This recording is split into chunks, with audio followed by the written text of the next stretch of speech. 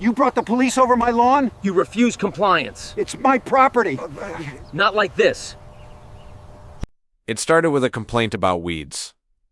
That's what the official report said. Weeds exceeding acceptable visual standards. 3 typed lines in a formal email, copied into a notice, printed on HOA letterhead. The association had already sent 3 warnings. The first one was polite. The second referenced bylaws.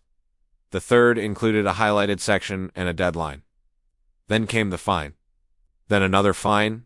Late fee attached. Administrative processing charge added.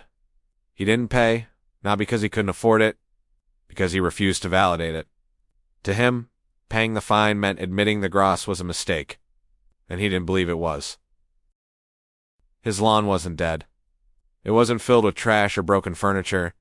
It wasn't overrun with invasive thorns. It was natural, clover mixing between the grass, wildflowers appearing in small bursts of white and yellow. Native species rooted deeper than the decorative turf around it. It stood maybe 3 inches taller than the regulation allowed, but it was thick, healthy, alive. While other lawns on the block were fed with chemicals to keep them uniformly short, his soil actually breathed. The HOA called it negligence. He called it environmental responsibility. They said it lowered property values. He said monoculture lawns destroyed biodiversity. They talked about visual consistency. He talked about sustainability. At some point, the conversation stopped being about aesthetics. It became ideological.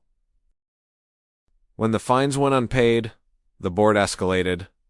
They labeled it community noncompliance. They documented the height with photos, measured from sidewalk to blade tip, quoted section 3.2 subsection B. They scheduled enforcement, which usually meant forced mowing. A contracted crew. Bill added to the account. But this time, there was resistance, and resistance triggered protocol. And somehow, protocol led to a police presence. No sirens, no flashing lights. Just a patrol car rolling slowly down a quiet suburban street. Parking at the curb. Engine idling. In a neighborhood where nothing dramatic ever happens. That was loud enough. Neighbors stepped outside. Garage doors opened halfway. Phones came out, not to intervene, to record. The officer tried to keep a calm. Voice even. Hands visible. But the homeowner's voice carried across the lawn. "You're criminalizing my garden?" He wasn't shouting wildly. He was angry in a controlled way. The kind of anger that comes from feeling cornered. The board member insisted it was procedural, said enforcement required documentation, said unpaid fines justified escalation, said this was about community standards. The grass moved quietly between them, soft wind pushing the clover back and forth. Unaware it had become the subject of official review. Unaware it had become evidence. Standing there with my mower still in the truck, I started to understand something. The HOA didn't fear weeds. They feared precedent. If one house ignored the warning letters and got away with it, others might question the authority. If one lawn grew freely, without consequence, the illusion of control might weaken. Uniformity depends on compliance. Compliance depends on pressure. Pressure sometimes needs witnesses. And police cars parked at curbs are very visible witnesses. This wasn't about horticulture. It was about maintaining a pattern, because patterns make people feel safe. And safe neighborhoods sell well. The officer eventually stepped between them, not to arrest anyone, just to lower the volume.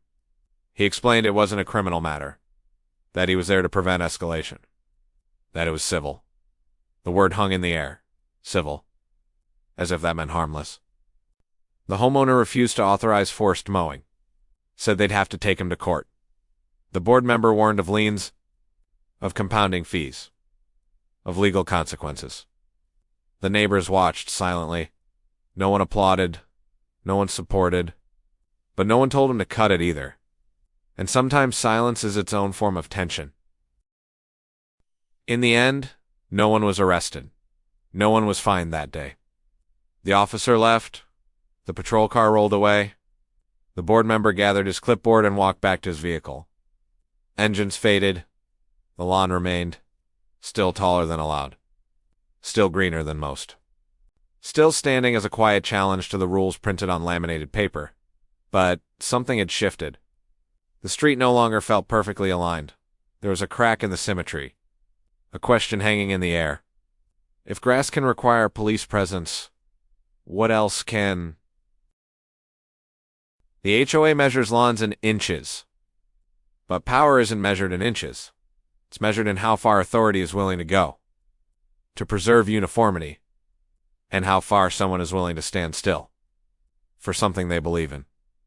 Sometimes the most dangerous thing in a quiet suburban neighborhood isn't a weed. It isn't overgrown clover. It isn't 3 extra inches of grass. It's the moment someone asks, why does this rule exist? Because once that question grows, it doesn't trim down easily.